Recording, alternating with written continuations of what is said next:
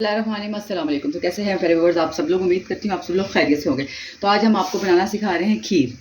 तो खीर बनाने के बहुत सारे तरीके हैं। हम आपको वो तरीका सिखाएंगे आज जो आप लोग बहुत ज़्यादा शौक से मार्केटों में जाके खाते हैं। तो आज हम आपको घर बनाना सिखाएंगे। तो उसके लिए हमने सबसे पहले ये 6 लीटर दूध लिया और मैंने चूँकि रात को लेकर रख लिया था तो वो थोड़े से उसमें ये बर्फ़ बन गई, लेकिन ये है कि थोड़ी देर तक ये मेल्ट हो जाएगी। तो हमने इसको रखें, इसको उबाल आने तक वेट करते हैं। अब हमने इसको चूल्हे पर रख दिया, इसको उबाल आता है, फिर मिलते हैं आपसे। बिस्मिल्लाह। ये देखें हमारा दूध अच्छी तरह पक चुका है। इसके अंदर हम इलायचियों को अच्छी तरह से मोटा मोटा कूट लिया और वो डालेंगे और इसको 5 मिनट इसके अंदर पकाएंगे दूध के।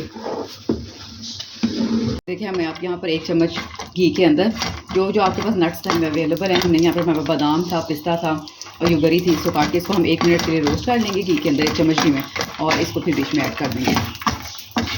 देखिए हम अपना तमाम नट्स इसके अंदर डालेंगे और इसको भी दूध के अंदर अच्छे से पका लेंगे।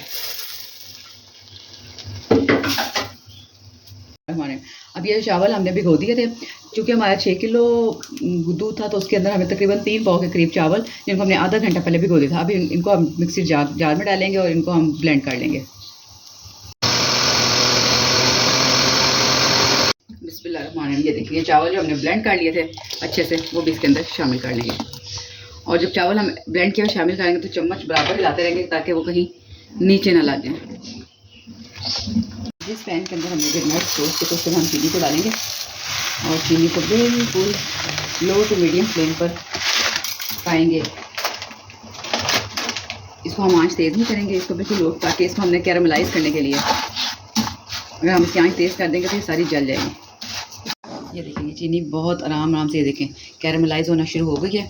यहाँ पर हम इसके अंदर 1 से 2 चम्मच पानी डालेंगे ताकि ये सिकुड़ जाए। तो चीनी को हम बिल्कुल मेल्ट कर लेंगे। इसमें देखें जैसे इसका हमारा पूरा कलर आ रहा है। बिस्मिल्लाह। ये देखें हमारी चीनी बहुत अच्छी तरह से कैरामलाइज़ हो चुकी है। ये देखिए हमारा कलर भी बिल्कुल आ चुका है और चीनी साथ में लगी। अब हम इसको ऐड करेंगे अपनी खीर के अंदर। बिस्मिल्लाहिर्रहमानिर्रहीम। ये देखें और इसको हम बराबर चम्मच चलाते रहेंगे ताकि इसके अंदर कोई किसी किस्म के लंग्स ना बने।